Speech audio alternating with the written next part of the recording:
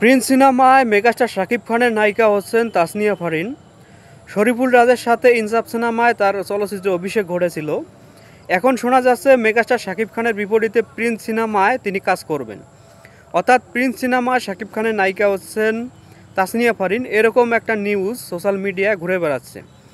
যদিও এই নিউজটি এখন পর্যন্ত রিউমার হিসেবে ধরা হচ্ছে, গুজব হিসেবে ধরা হচ্ছে। কারণ পরিচালক আবু হায়াত মাহমুদ বলেছিল প্রিন্স সিনেমায় 3জন নায়িকা থাকবে, 2জন বাংলাদেশ থেকে, 1জন বিদেশ থেকে। সেটা কলকাতা থেকে হতে পারে অথবা বলিউড থেকে হতে পারে।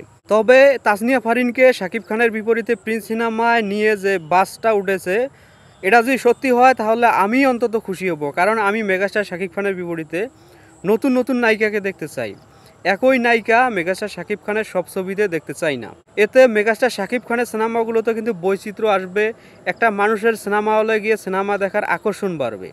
তাসনিয়া ফারিন যদি সত্যি সত্যিই আসলে প্রিন্স সিনেমায় মেগাস্টার শাকিব খানের বিপরীতে নায়িকা হয়, তাহলে এটা চলচ্চিত্র ইন্ডাস্ট্রির জন্যই ভালো হবে। আমাদের চলচ্চিত্র ইন্ডাস্ট্রি এগিয়ে যাবে, আমাদের বাংলা চলচ্চিত্র ইন্ডাস্ট্রি আরও একজন নতুন নায়িকা পাবে। জুটি প্রথা এখন চলে না। আমরা চাই মেগাস্টার শাকিব খান বাংলাদেশের সুন্দরী ট্যালেন্টেড নায়িকাদের সাথে কাজ করুক, বাংলাদেশের চলচ্চিত্র ইন্ডাস্ট্রি তাহলে এগিয়ে যাবে। তাসনিয়া ফারিন যদি সত্যি সত্যিই মেগাস্টার শাকিব খানের সাথে প্রিন্স সিনেমায় কাজ করে, তাহলে এটা ইন্ডাস্ট্রির জন্যই ভালো হবে। বাংলা চলচ্চিত্র ইন্ডাস্ট্রি তাহলে একজন নতুন নায়িকা পাবে।